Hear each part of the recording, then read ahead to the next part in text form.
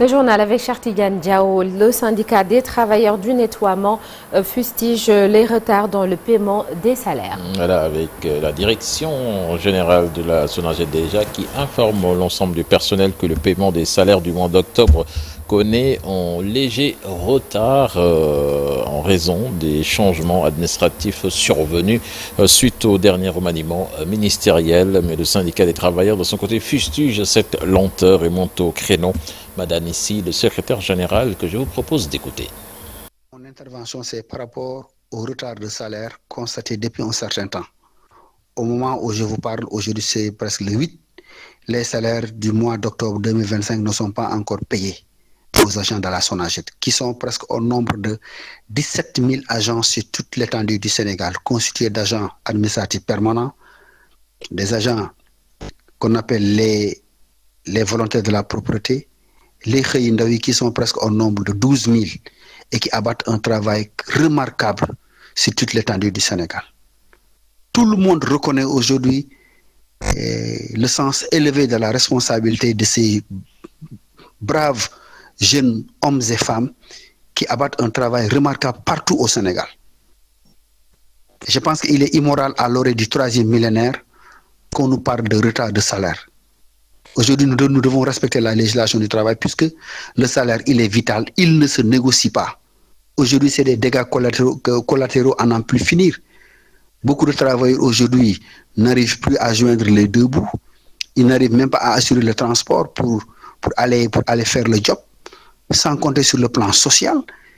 Aujourd'hui, ceux qui sont en location, ils ont d'énormes difficultés pour honorer leurs engagements, sans compter ceux qui n'arrivent pas à assurer la dépense quotidienne, des enfants qui ne partent plus à l'école.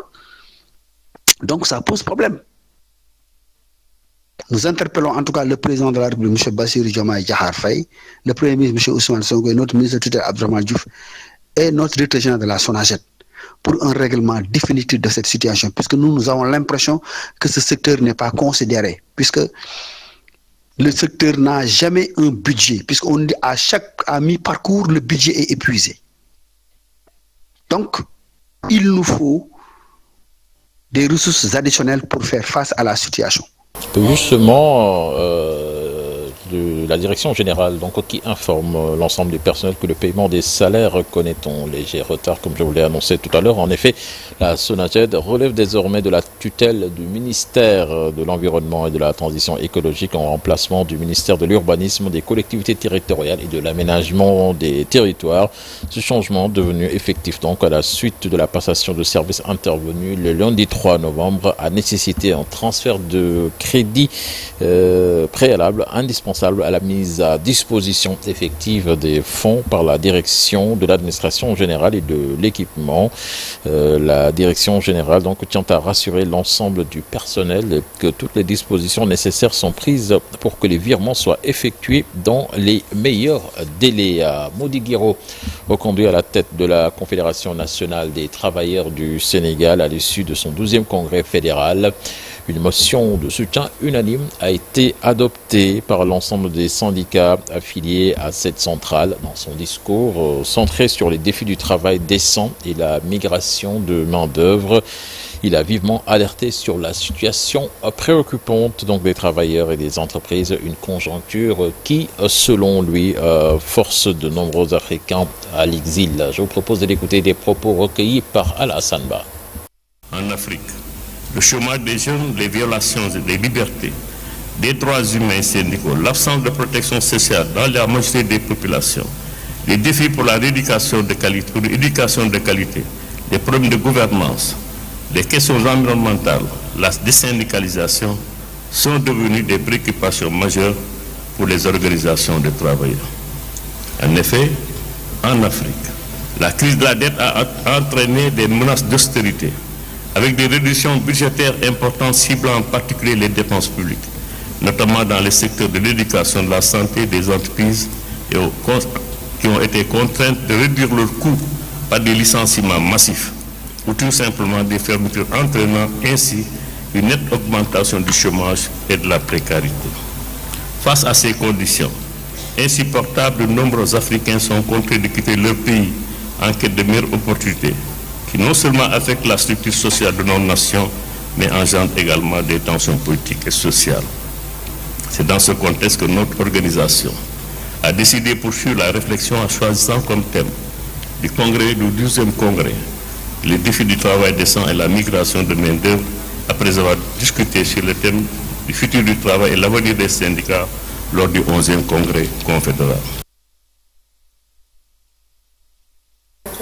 Le FDR accuse le gouvernement de Pastef de l'échec économique et de la régression des libertés démocratiques au Sénégal. Dans un communiqué publié, le FDR condamne la gestion catastrophique de l'économie et la manipulation autour de la soi-disant dette cachée, les attaques contre la justice et les magistrats portant atteinte à la séparation des pouvoirs, la répression des manifestants du Niartou national et les entraves à la liberté d'expression.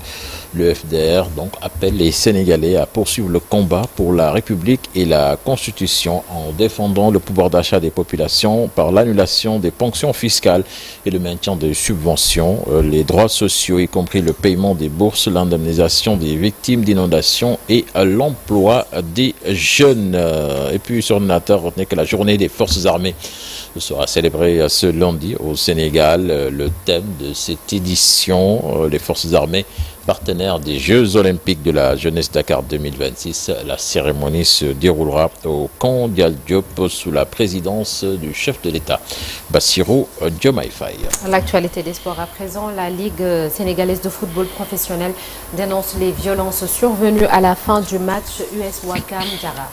La Ligue donc très affectée par ces scènes de violence et pourtant le sport c'est le fair play, dit-elle dans un communiqué envoyé aux différentes rédactions, la générosité, le partage, la fraternité, l'amour de son prochain. Donc il est regrettable au moment où les acteurs réfléchissent et posent des actes pour le développement du football local, de constater que des scènes d'une barbarie extrême s'invitent dans nos stades. La Ligue sénégalaise de football professionnel en appelle à la responsabilité des uns et des autres et tient à assurer que de pareilles situations seront combattues jusqu'à la dernière énergie. Ce qui s'est passé ce dimanche dans le cadre de la deuxième journée au stade de Ngor lors du match Jaraaf US Ouakam ne restera pas impuni. Une enquête sérieuse sera menée et les responsabilités seront situées avec toutes les conséquences qui en découleront. Voilà, donc c'était l'essentiel du communiqué de la Ligue sénégalaise de football professionnel. Justement, les résultats de cette deuxième journée de Ligue 1 avec Agel de Rufisque qui s'impose face à l'AS Pikine. On a 0 aux grandes dames de M. Dia qui est bien là. US Gorée qui bat Sonacos 1-0, Sonacos Walidan 2-1, Génération Foot qui perd devant le Stade de Mbour 2-0. Félicitations Mbour, 0 but partout entre Cambérène. Pape Samba qui va très vite en besogne. Pape Samba, tu peux revenir en arrière. Puis donc au Wakam qui bat Jaraaf, on a 0. Linguère qui s'incline devant Tenguek FC 2-1. Et puis HLM, Casasport. Un but partout au classement, donc le Casasport qui fait un bon début de championnat, leader avec 4 points et puis en deuxième position. Pape Samba, si on peut avoir le classement s'il te plaît. Voilà, le Stade de Mbour, deuxième avec 4 points. En troisième, Dakar à Sacré-Cœur. Voilà sur le classement donc à l'issue de cette deuxième journée. Puis pour terminer, mondial des U17, le Sénégal qui se qualifie pour les 16e de finale de la compétition. Les Lionceaux hier ont lourdement battu les Émirats arabes sur le score de 5-0 en triplé de Bakary Sonko. Donc une deuxième victoire consécutive dans le groupe C, donc qui permet à nos Lionceaux de se qualifier pour le prochain tour. Merci beaucoup, cher Tidiane. On te retrouve tout à l'heure pour le journal en Wolof et ce sera sous forme de brève. Vous vous souvenez certainement de Doudou Faye. C'était cet adolescent âgé tout juste de 14 ans et qui avait été embarqué dans une pirogue à destination de l'Espagne par son père. Celui-ci voulait que son fils puisse réussir en Europe une carrière de footballeur professionnel. Malheureusement, l'enfant est décédé au cours du voyage, jeté par-dessus bord par les convoyeurs. On en parle encore aujourd'hui avec le cœur très lourd. Le père Mamadou Lamine Faye a été arrêté le 10 novembre 2020 avant d'être condamné à 2 ans de prison, dont 1 mois ferme. On en parle dans Un jour au Sénégal, un jour dans le monde. Et puis ce lundi s'ouvre officiellement la 30e conférence de l'ONU sur le climat, COP30, à Belém, aux portes de l'Amazonie brésilienne. Le Sénégal y est représenté.